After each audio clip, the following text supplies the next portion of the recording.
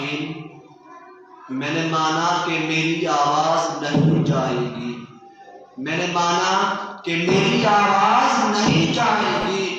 درو دیوار سے ٹکرا کر پلٹ آئے گی، اب بھی موقع ہے کرو اندھیروں کا علاج، ورنہ یہ نسل اجالوں کو ترس جائے گی۔ علی بکار، سنا ہے کہ کوئی جناح آیا ہے، سنا ہے کہ اس نے کوئی نیا پاکستان بنایا ہے، سنا ہے کہ ایک وکیل حق و انصاف کی جد و جہد کرتے کرتے ایسا عدالتی نظام بنانا چاہتا ہے کہ جہاں پر قانون خدا کی کتاب ہوگی، سنا ہے کہ غریب کو انصاف ملے گا، سنا ہے کہ ایک ماں اپنے بیٹے کے قاتل کو یہ کہہ کر معاف کر دے گی کہ میری 2 بیٹیاں بھی زندہ ہیں، سنا ہے کہ ہندوستان کشمیر پر حملہ نہیں کرے گا، سنا ہے کہ ایک پاکستان بننے جا رہا ہے، مگر افسوس سب افسوس یہ ساری باتیں سنی سنائی معلوم ہوتی ہیں، ایسا لگتا ہے کہ یہ سب کسی نے مذاق کیا ہو۔ علی وقار، اس دور کا پاکستان وہ پاکستان ہے جہاں اتنے مذاہب نہیں ملیں گے مگر مذہبی جماعتیں ضرور ملیں گی، اس دور کا پاکستان وہ پاکستان ہے جہاں اتنے مشہور و معروف سیاستدان نہ گزرے ہوں مگر سیاسی جماعتیں ضرور ملیں گی، سنا ہے کہ اس دور کا پاکستان 2 قومی نظریے کی بنیاد پر قائم ہوا تھا۔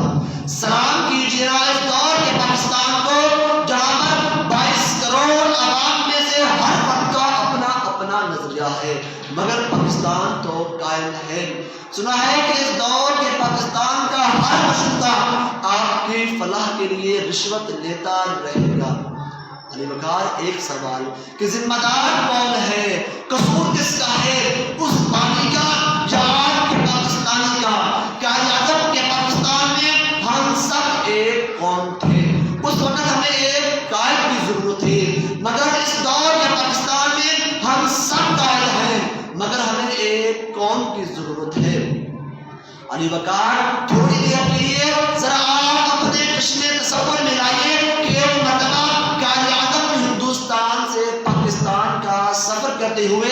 ایک کالج کا دورہ کرتے ہیں،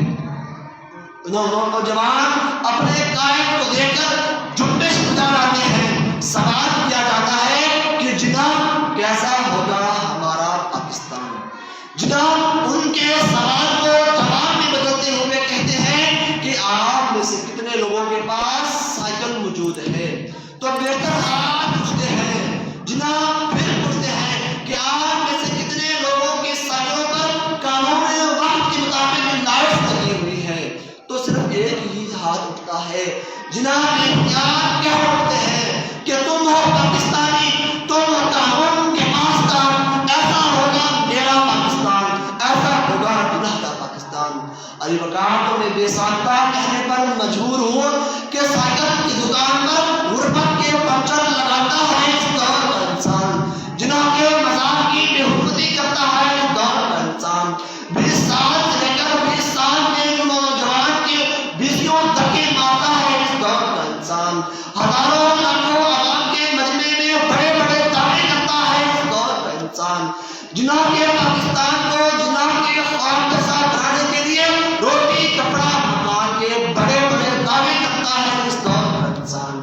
میرے قائد نے جیسا پاکستان بنانے کا خواب دیکھا تھا یہ وہ تو پاکستان نہیں ہے، اس لیے مجھے افسوس کے ساتھ کہنا پڑ رہا ہے کہ اے قائد، ہم تو شرمندہ ہیں اس دور کا انسان ہو کر۔ علی وقار، آخر میں مجھے افسوس کے ساتھ کہنا پڑ رہا ہے کہ چلتے ہیں دبے پاؤں کوئی جان نہ جائے، چلتے ہیں دبے پاؤں کوئی جان نہ جائے، غلامی کے اسیروں کی یہی خاص ادا ہے، ہوتی نہیں جو